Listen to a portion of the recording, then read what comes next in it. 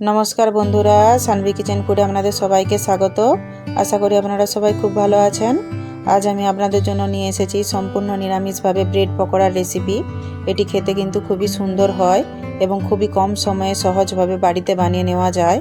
কিভাবে আমি এই ব্রেড পকোড়া বানাচ্ছি সেটা জানার জন্য পুরো ভিডিওটা দেখার আপনাদের কাছে অনুরোধ রইল। এবং আমার ভিডিওটি যদি আপনাদের ভালো লাগে তাহলে প্লিজ লাইক, শেয়ার এবং সাবস্ক্রাইব করে আমার পাশে থাকবেন এবং কমেন্টেও জানাতে ভুলবেন না রেসিপিগুলো কেমন লাগছে। চলুন তাহলে দেখে নেওয়া যাক এর জন্য কী কী উপকরণ লাগবে। প্রথমে আমি নিয়েছি এখানে 6 পিস আটা ব্রেড, আপনারা যে কোনো ব্রেড নিতে পারেন। নিয়েছি 1 টুকরো আদা, 2টা কাঁচা লঙ্কা কুচি, ঝালটা আপনাদের প্রয়োজন মতো নিয়ে নেবেন, অল্প একটু ধনেপাতা কুচি, 4টা ছোট সাইজের আলুকে আমি সেদ্ধ করে এর খোসাটা ছাড়িয়ে নিয়েছি। প্রথমে আমি আদাটাকে গ্রেট করে নেব। আপনারা আদাটা বেটে বা ছেঁচেও দিয়ে দিতে পারেন।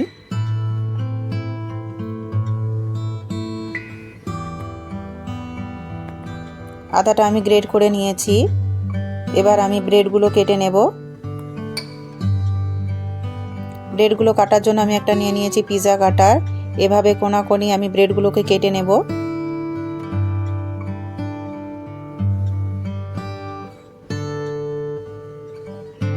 দেখুন বন্ধুরা, 2টা ব্রেড আমার কাটা হয়ে গেছে। এভাবে আমি বাকিগুলো কেটে নেব।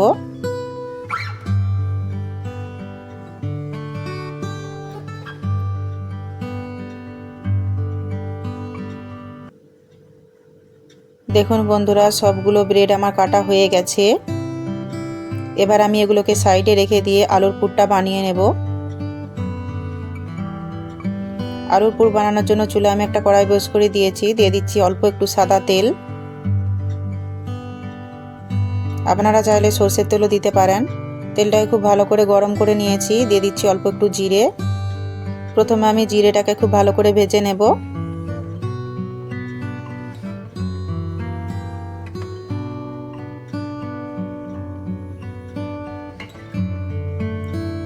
জিরাটা আমার ভাজা হয়ে গেছে। দিয়ে দিচ্ছি গ্রেট করে রাখা আদা। আদাটাকেও আমি একটু তেলের সাথে নেড়ে চেড়ে নেব। এবার আমি দিয়ে দিচ্ছি এখানে কুচি করে কেটে রাখা কাঁচা লঙ্কা। কাঁচা লঙ্কার আদাটাকে আমি ভালো করে ভেজে নেব যতক্ষণ না পর্যন্ত আদার কাঁচা গন্ধটা চলে যাচ্ছে।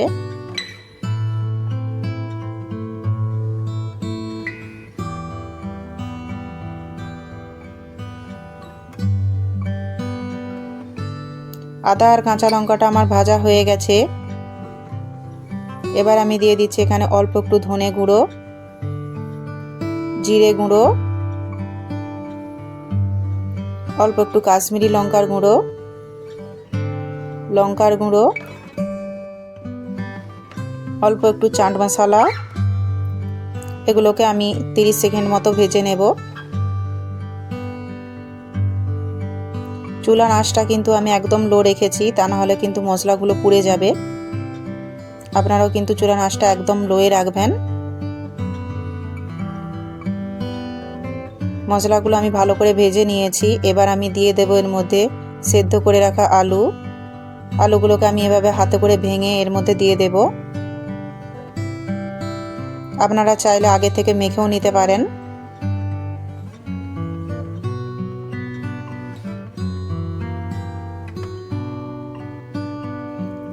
আলুগুলোকে আমি মশলার সাথে একবার মিশিয়ে নেব যাতে মশলাটা পুড়ে না যায়।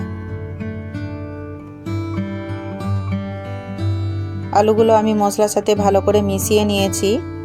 এবার আমি দিয়ে দিচ্ছি স্বাদ মতো নুন।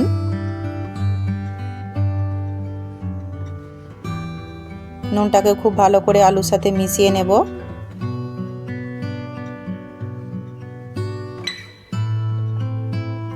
নুনটা আমি আলুর সাথে খুব ভালো করে মিশিয়ে নিয়েছি। এবার আমি একটা ম্যাশারের সাহায্যে আলুটাকে খুব ভালো করে ম্যাশ করে নেব। আলুটা আমি ভালো করে ম্যাশ করে নিয়েছি। এবার দিয়ে দিচ্ছি ধনেপাতা কুচি। ধনেপাতাটা আমি আলুর সাথে খুব ভালো করে মিশিয়ে 30 সেকেন্ডের মতো ভেজে নেব। আলুটা আমি খুব ভালো করে মিশিয়ে ভেজে নিয়েছি। আলুটা আমার একদম রেডি হয়ে গেছে। এবার আমি চুলার আঁচটা বন্ধ করে আলুটা নামিয়ে নেব। আলুটাকে এবার আমি ঠান্ডা হতে দেব, আর আলুটা যতক্ষণে ঠান্ডা আছে ততক্ষণে আমি বেসনটা মাখিয়ে নেব। একটা পাত্রের মধ্যে আমি নিয়ে নিচ্ছি এখানে বেসন। এখানে আমি 200 গ্রাম মতো বেসন নিয়েছি। দিয়ে দিচ্ছি অল্প একটু জোয়ান। জোয়ানটাকে এভাবে হাতে ঘষে অবশ্যই দেবেন, তাহলে কিন্তু এর ফ্লেভারটা খুব সুন্দর আসে।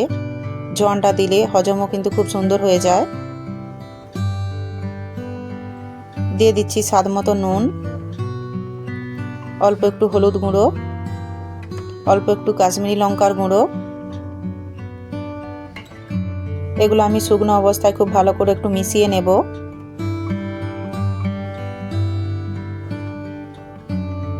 এবার আমি অল্প অল্প করে জল দিয়ে একটা ঘন ব্যাটার তৈরি করে নেব। একবারে কিন্তু খুব বেশি জল দিয়ে দেবেন না, তাহলে কিন্তু পাতলা হয়ে যেতে পারে। প্রথমে আমি বেসনের ব্যাটারটা একটু গাঢ় করে বানিয়ে নেব এবং 2 থেকে 3 মিনিট এটাকে খুব ভালো করে ফেটিয়ে নেব, যাতে এর মধ্যে কোনো ডেলা না রয়ে যায়। আপনারাও কিন্তু অবশ্যই 2 থেকে 3 মিনিট খুব ভালো করে ফেটিয়ে নেবেন। দেখুন বন্ধুরা, বেসনটা আমার ফেটানো হয়ে গেছে। দিয়ে দিচ্ছি আরও অল্প একটু জল। এবার আমি বেসনটাকে আরও 1 থেকে 2 মিনিট ফেটিয়ে নেব।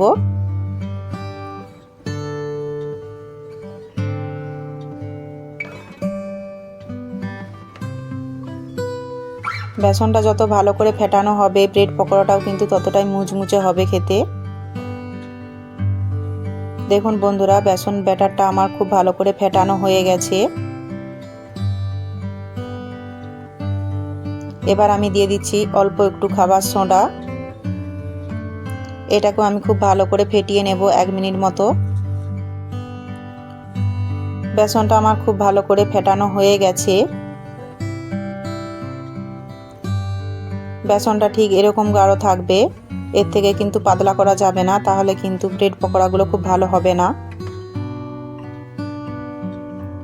বেসনটা এবার আমি 10 মিনিটের জন্য সাইডে রেখে দেবো, যাতে এটা আরও একটু গাঢ় হয়ে যায়। ততক্ষণে আমি ব্রেডগুলোর মধ্যে যে আলুর পুরটা বানিয়েছিলাম সেটা লাগিয়ে নেব। একটা ব্রেডের স্লাইস নিয়ে এভাবে তার উপরে অল্প একটু আলু নিয়ে আমি হাতের সাহায্যে চাড়িয়ে নেব।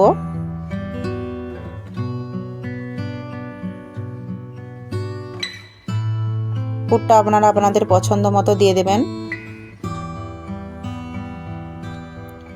পুরটা আপনারা কম চাইলে কম দেবেন, বেশি চাইলে বেশি দিয়ে দিতে পারেন। এবার আর একটা পিস নিয়ে আমি এভাবে ওপর থেকে চাপা দিয়ে হাতের সাহায্যে একটু চাপ দিয়ে দিয়ে এটাকে একটু টাইট করে বস করিয়ে দেব, যাতে বেসনে ডুবানোর পর এটা খুলে না যায়। আপনারা কিন্তু অবশ্যই এভাবে হাতে চাপ দিয়ে এটাকে বস করিয়ে দেবেন। একই রকমভাবে আমি আরও একটা বানিয়ে নেব।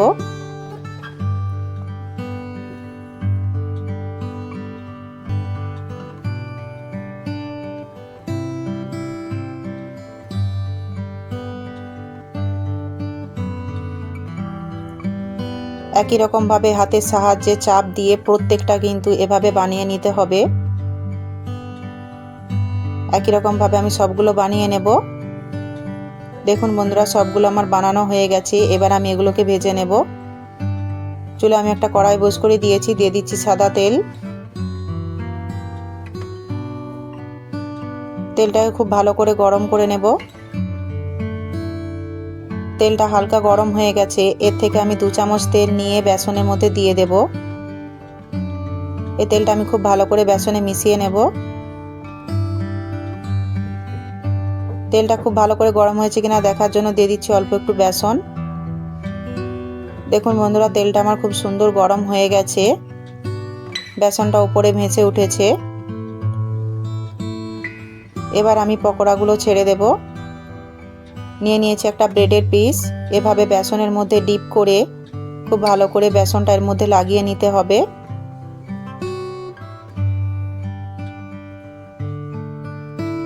এক্সট্রা যে ব্যাটারটা এভাবে মুছে নিয়ে আমি তেলের মধ্যে দিয়ে দিচ্ছি। আপনারাও কিন্তু অবশ্যই এভাবেই ব্রেড পকোড়াগুলো বানিয়ে নেবেন। এভাবে ব্রেড পকোড়া বানালে খেতে কিন্তু খুবই সুন্দর হয়। আপনারা কিন্তু বাড়িতে অবশ্যই বানিয়ে দেখবেন।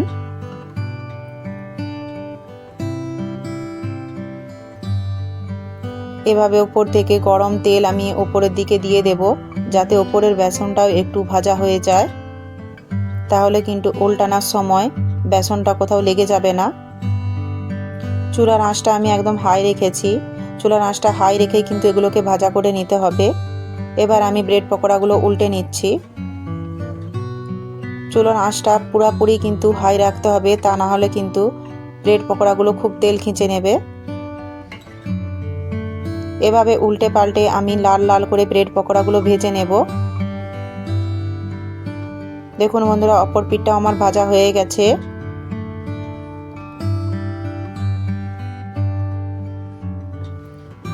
দেখুন বন্ধুরা, ব্রেড পকোড়াগুলো আমার পুরোপুরি ভাজা হয়ে গেছে। এবার আমি এগুলোকে তুলে নেব।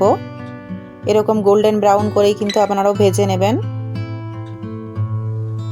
নিয়ে নিচ্ছি একটা টিস্যু পেপারের ওপর। একই রকমভাবে আমি বাকিগুলোও ভেজে নেব।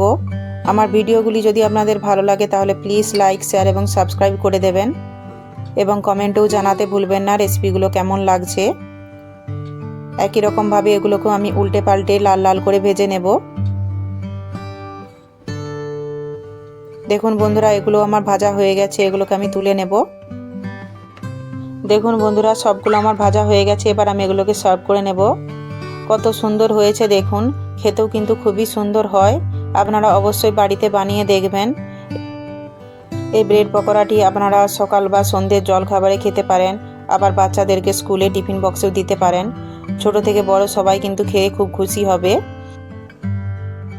আমার ভিডিওটি যদি আপনাদের ভালো লাগে তাহলে প্লিজ লাইক, শেয়ার এবং সাবস্ক্রাইব করে বেল আইকনটি অল করে দেবেন, যাতে আমার পরের ভিডিওর নোটিফিকেশানটি আপনাদের কাছে পৌঁছে যেতে পারে।